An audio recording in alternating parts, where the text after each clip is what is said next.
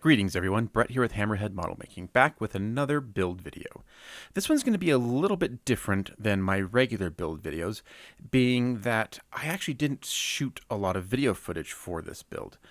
And the reason behind that is because I was experimenting with a lot of new stuff, or new to me stuff, and it was getting difficult and frustrating to try to do that in front of the camera. So this is going to be a photo log, and I know those aren't nearly as exciting, so I won't make this one too long. And you also might be saying to yourself, Brett, didn't you already just build a CH-53? And the answer is yes. I actually ended up building these almost back to back, and they were both commission builds, both commissioned by different people. And the owner of this particular one wanted lights in interior lights and the navigation lights. And the charge was to do it in a way that everything would be internal to the helicopter. So no external plugs. It had to run off of battery, and it had to be a somewhat convenient way to access the batteries, change them out, and all these things. So this is going to be a little bit of the journey, and I apologize if you occasionally hear my mouse clicking. It's because I'm stopping and pausing the images so that I can speak to them. In addition to adding lights to this build, we also added a lot of aftermarket, and that included resin and photo etch, lots of stuff in here. So we had a number of Eduard photo etch sets going into here, both internal and external, and we had a few different resin sets going into this. So that would be resin guns, ammunition. We had res kit wheels. We had res kit rotor hubs, and lots of detail going into this. So there was just a lot of build, and it was actually already partially built when I received it. The customer had already completely riveted the entire helicopter, which was amazing.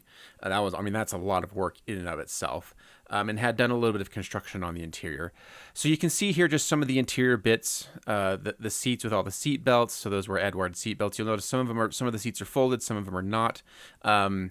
And that was due to what we decided to come up with as an option for powering the lights was to do an internal battery pack. And now I had done some reading and read up on using magnets as a method of connecting the battery pack to the actual lights, so that the battery compartment would have magnets on it, and there'd be magnets on the floor of the helicopter, and you put the battery compartment inside. They would connect to the magnets in the floor, and that would complete the circuit and power all the lights. And so I designed a simple little box, 3D printed box with a 2-cell battery pack that would fit inside.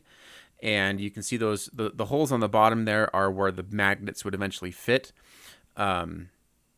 And the idea was to disguise the little battery box as some cargo that would fit inside the helicopter. So here you can see where that piece would fit in. So it would literally just slide right into the back, and the magnets would engage and turn all the lights on. So here you can see it powering the internal lights there.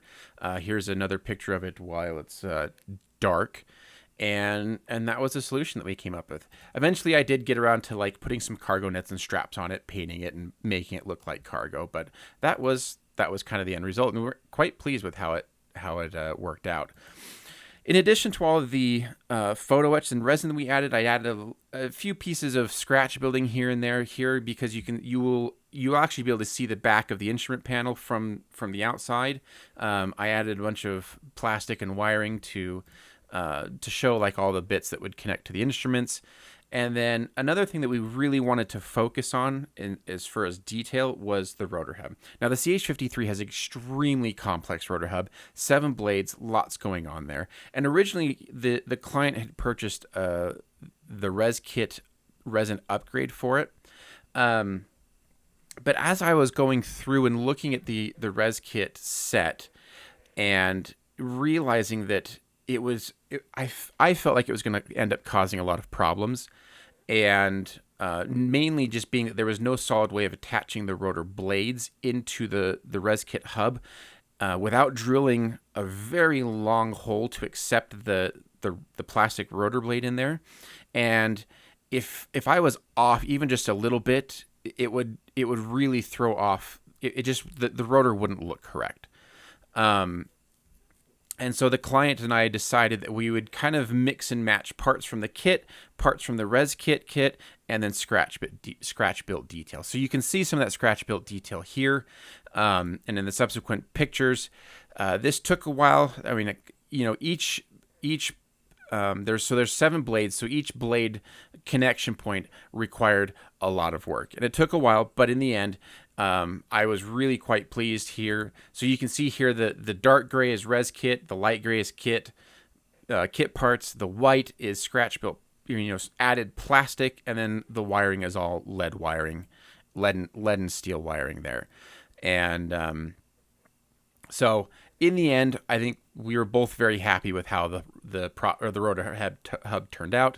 The nice thing about the res kit, though, is it does come with some of the, I believe that's the transfer case that sits, the swash plate and the transfer case. I could be wrong. I'm not super up on my helicopter engineering, but it does come with some nice detail there that the kit does not have. You have to do some modification to get it to fit into the kit area, but once you do, I think it looks really nice, and the whole unit just really stands out.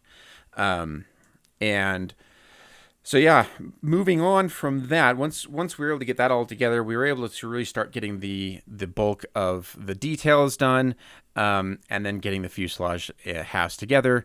And again, if you've seen my other CH-53 video, you'll know that there is a very giant seam line that runs along the whole length of it. But that's, it's pretty standard because it's all really basically flat surfaces. So it sands up pretty easily. There's a lot of external photo etch going on here, as well as I believe is a Wolfpack resin update set for the more modern CH-53Es. So there was a bunch of resin bits that had to go on and replace some of the plastic pieces. But fairly straightforward. The refueling probe, that was a replacement by res kit as well. Just adds a little bit more detail from the kit part.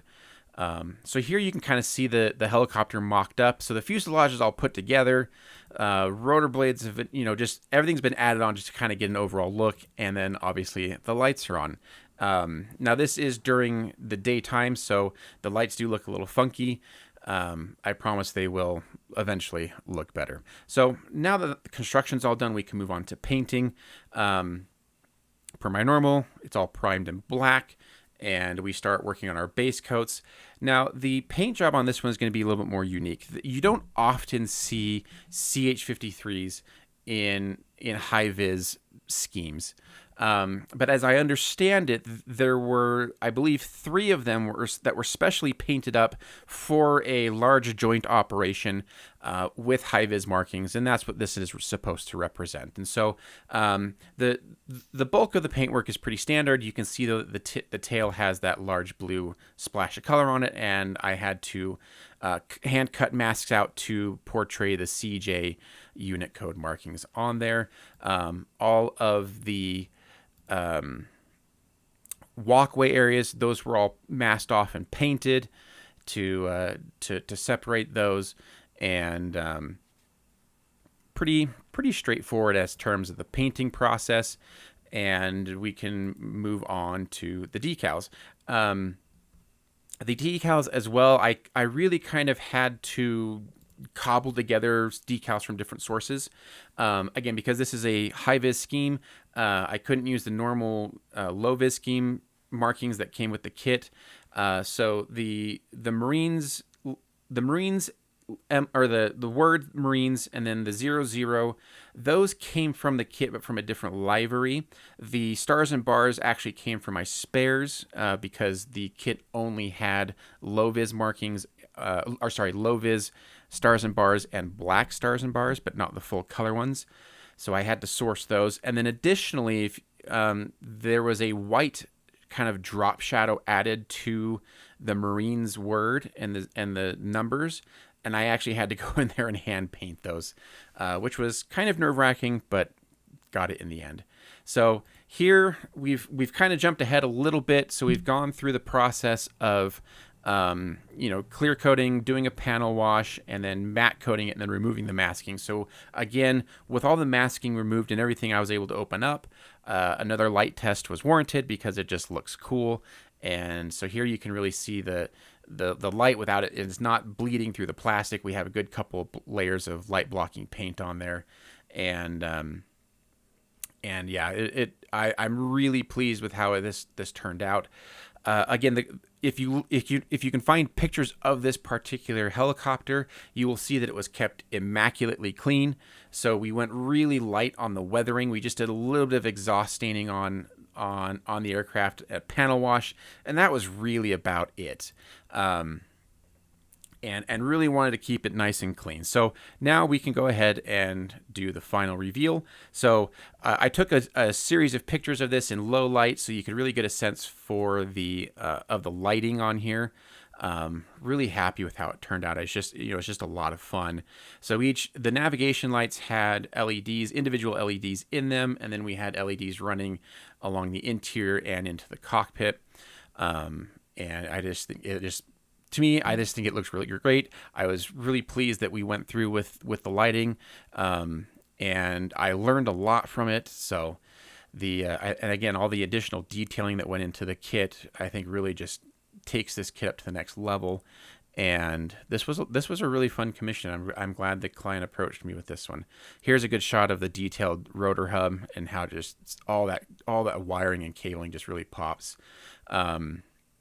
And I also really love the high-vis scheme on this helicopter. For whatever reason, I think it works really well, and I'm really pleased with how it turned out, especially because we had to do a lot of custom work on the paint job.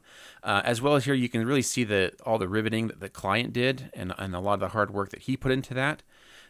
So really, this was really quite a collaboration, and in the end, it was really fun to be able to present this to the client, and I got to meet him in person, so that was nice, and it went well. So if you've made it this far, thanks for watching. If you're not yet subscribed, please subscribe. I would really appreciate it. And if you like the content and you would like to help support, I do have a Patreon, and I want to appreciate the Patreons that do help support this channel and help me provide content like this to you. So thank you, and we'll see you on the next video.